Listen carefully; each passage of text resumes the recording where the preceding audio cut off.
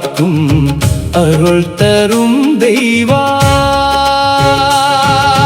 ஆறுபடை வீடு ஆனந்த ஒளியாய் விளங்கும் ஆனந்தா.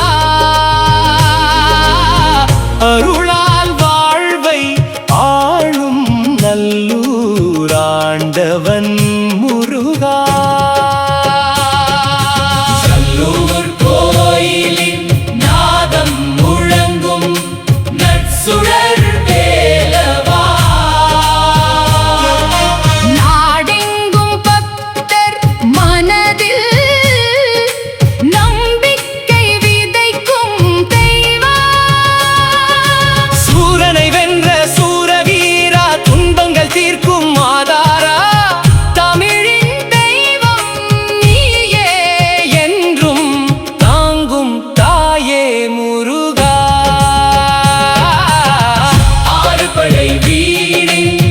மகிமை முழுதும் ஒன்றாய் நீயே விளங்கும்.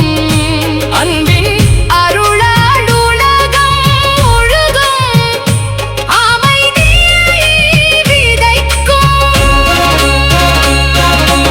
ஈழத்து மண்ணின் எழில் பெருமை எங்கும் புகழாய் பரவும் என்றும் உன் திருவடி சேரனா.